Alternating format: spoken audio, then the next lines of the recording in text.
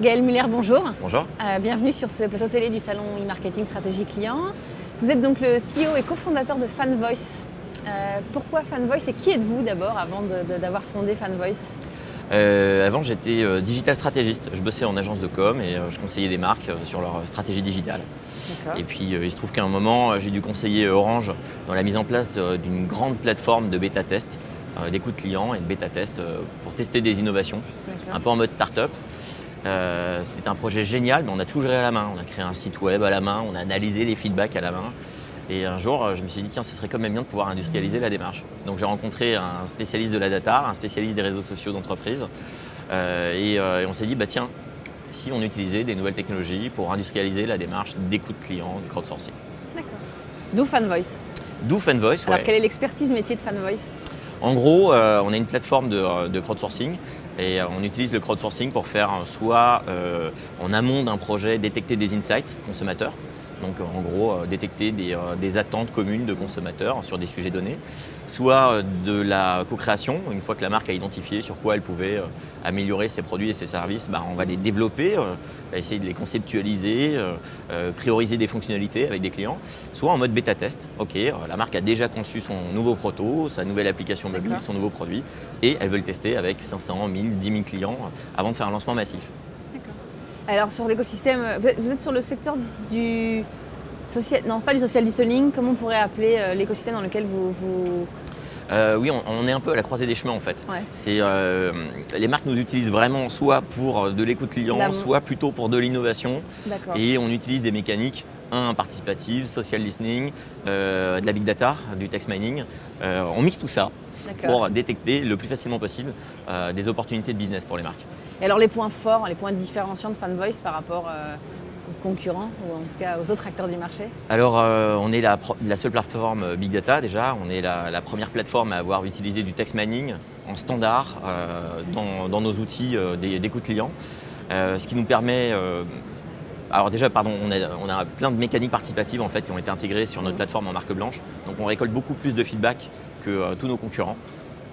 Une campagne participative en moyenne, c'est entre 50 et 200 idées, on va dire, par campagne. Nous, on récolte à minima 300 idées. On est monté à 2500, 4000 avec Seb. Et puis derrière, on est les seuls à avoir le text mining, donc ce qui va faciliter l'étude en fait, de ces gros volumes de données. D'accord. Vous avez un exemple de client avec lequel vous avez fait quelque chose, une opération, ou en tout cas nous citer quelques références clients? Oui, j'en ai plein. Premier point, c'est Direct Assurance qui a lancé l'offre YouDrive, première offre d'assurance auto-connectée. Donc là, ils avaient construit eux-mêmes de leur côté le framework de base de leur offre et ils ont décidé d'impliquer leurs clients dans l'amélioration de l'offre de base avant de faire un lancement massif. Donc ils ont fait une pré-série et on a testé avec les 500 premiers clients cette pré-série du produit. C'était super, ils ont récolté près d'1 millier de feedback en tout.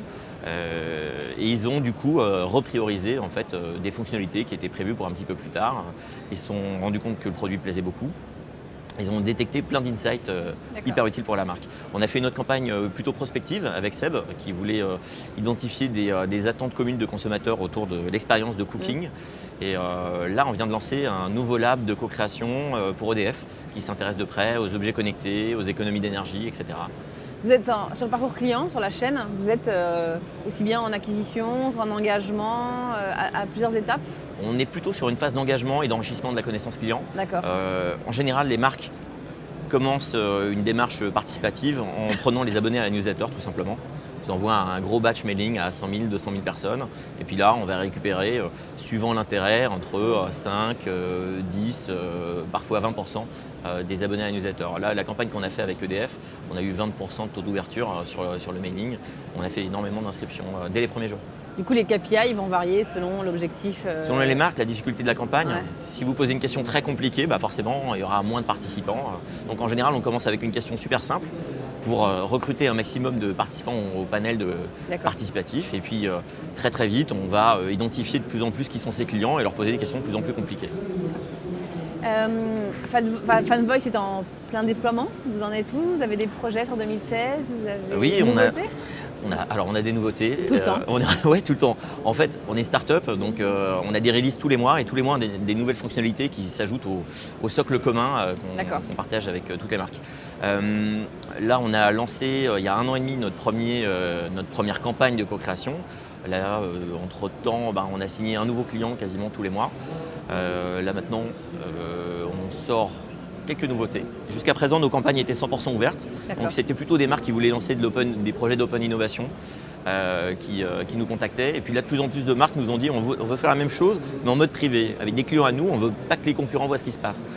Donc là, on est en train de lancer nos premiers labs privés.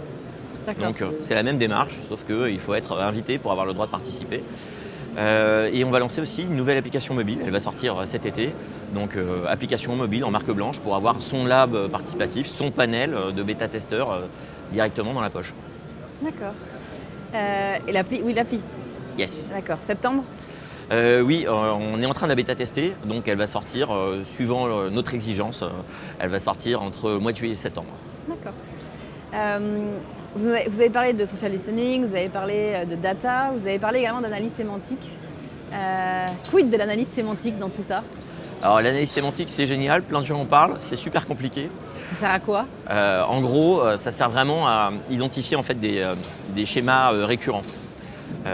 Par exemple, prenez, vous êtes Citroën, okay, vous voulez faire réagir des clients sur un nouveau concept car. Donc vous allez leur demander, en gros, voici la vidéo de mon concept car, qu'est-ce qui vous plaît, qu'est-ce qui vous plaît pas, qu'est-ce que vous auriez aimé trouver là-dedans. Eh bien, les gens vont s'exprimer forcément sur l'extérieur du véhicule ou l'intérieur du véhicule. S'ils s'expriment sur l'extérieur, ils risquent de vous parler de l'avant. S'ils risquent de parler de l'avant, forcément, ils vont parler d'une calandre, des phares, du capot. Donc nous, on va détecter ces mots-clés. Et en fonction des types de mots-clés ou de leurs synonymes, on va pouvoir dire, tiens, ce mot-clé correspond à telle thématique, telle sous-thématique. Et ça va nous permettre de faire des statistiques. Donc en gros, au lieu de prendre juste un petit pourcentage des verbatims et dire on va analyser à la main ces verbatims-là et laisser tous les autres de côté, nous on prend tous les verbatims, on identifie des schémas répétitifs et on identifie en fait des attentes communes des participants. On va pouvoir bien travailler sur les études quali alors. C'est ça, ouais. En fait on fait de l'étude quali mais sur des gros volumes de data. D'accord. Gaël Muller, merci beaucoup. Merci à vous. Très bon salon. On va essayer.